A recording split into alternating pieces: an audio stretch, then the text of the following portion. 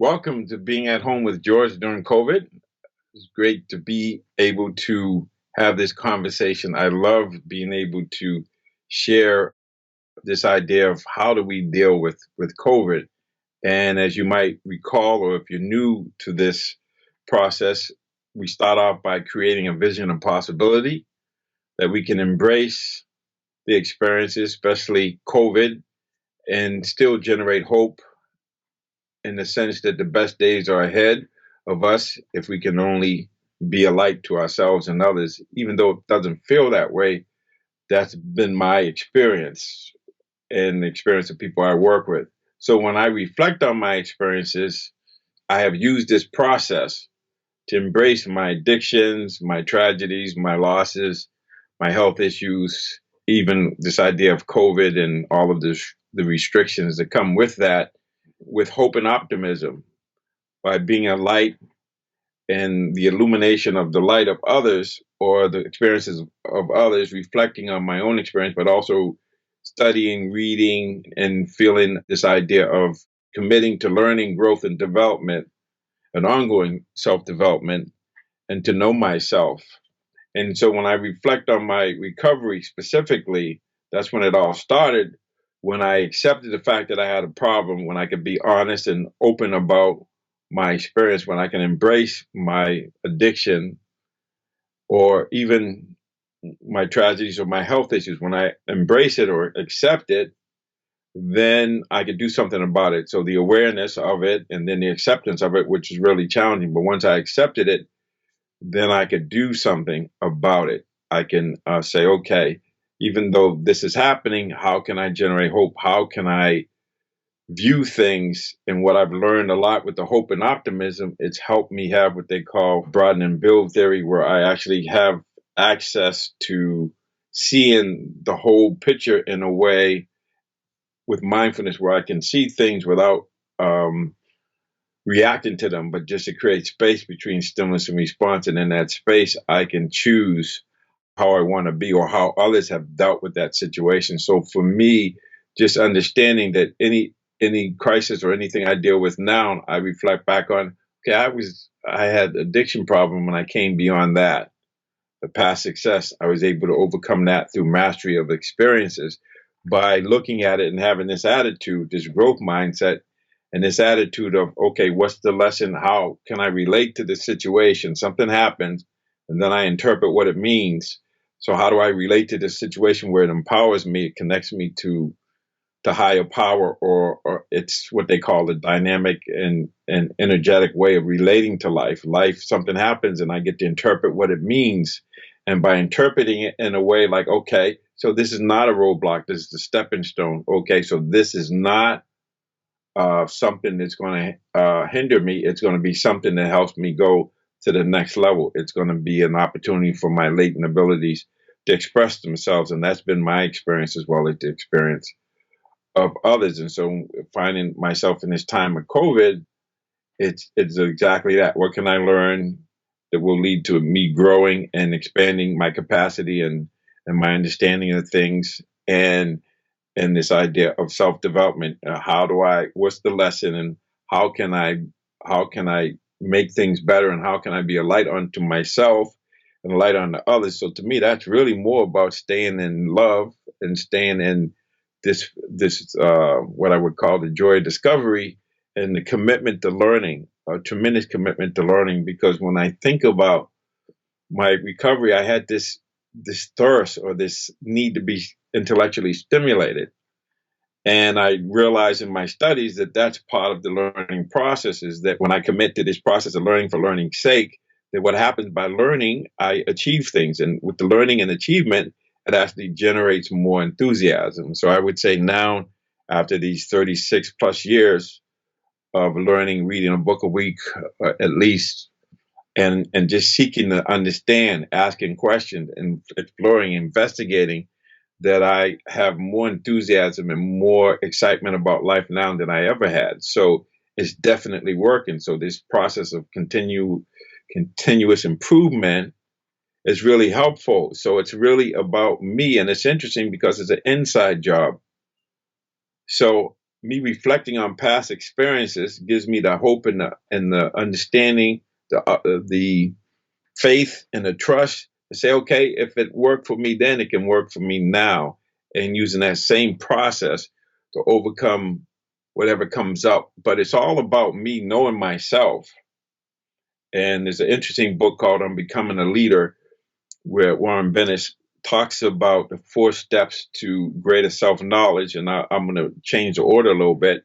So the first step is reflecting on experience. And we know this is what we develop resilience or strong self-efficacy by mastery of experiences. And so I've had a lot of challenges and a lot of difficulties. I call them challenges.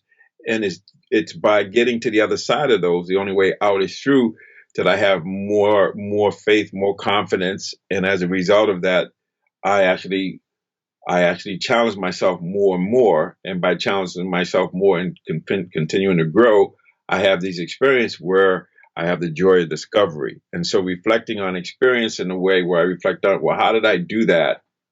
And how can I do it again? And just understanding the principles involved, like generating the hope. And that is being a light unto myself. How do I relate to this situation in a way that empowers me? How do I see the glass as half full? But all of that would not be possible unless I took personal responsibility. Maybe I can't control what happens to me, but I get the opportunity to control what happens, how I respond to it. So I am responsible, maybe not to what happens, but how I respond and react to it. And I choose to react to it in a way that empowers me, that allows me to grow and to develop. So the self-reflection on experience is helpful, but it has to be an inside job. I have to be responsible, no excuses, no blame. And one thing that prevents me from doing that is when I blame others or I deny my experience. That's why embracing experience is really important.